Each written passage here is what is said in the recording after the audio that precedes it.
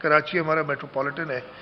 جیسے میں نے بتایا کہ طوفان کا رخ چینج ہو رہا ہے. کراچی کو ڈائریکٹ ہٹ تو نہیں کر رہا, لیکن اس طوفان کے ساتھ تیز ہوائیں اور بارش ہوگی.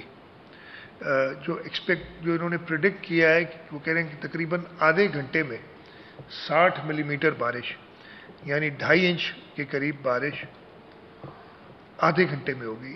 یہ ایک کلاؤڈ برسٹ والا سسٹم ہوگا. ہم نے 2020 میں بھی یہ فیس کیا تھا, 2022 میں بھی فیس کیا تھا اس انٹینسٹی کا. اس سلسلے اور ہوائیں تیز چلیں گی. ہوائیں 70 کلومیٹرز کہہ رہے ہیں کہ ہو سکتی ہیں.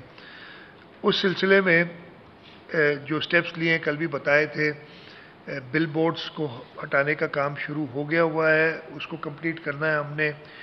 میں نے کہا ہے کہ جو کنسٹرکشن جہاں جہاں بھی ہو رہی ہے 14 تاریخ کے بعد, 14 اور 15 یہ 2 دن زیادہ سیویئر ہیں, کنسٹرکشن کا کام بند کیا جائے. جس کے فولڈنگ یا شٹرنگ وغیرہ جو لگی ہیں, اس لیے کہ آپ اس تیز ہوا میں یہ کام نہیں کر سکتے, نقصان بھی دیگی. اس کو سیکیور کیا جائے جہاں پہ بھی ہے.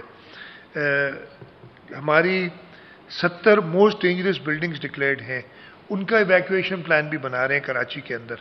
اس کے ساتھ ساتھ کراچی میں بھی سمندری جو علاقے ابراہیم حیدری اور ریڈی, اس علاقے میں بھی کمشنر صاحب بیٹھے ہیں, وہ اور ایڈمنسٹریٹر کراچی بیٹھے ہیں. ایویکویشن ہم کر رہے ہیں ان علاقوں سے لوگوں کی.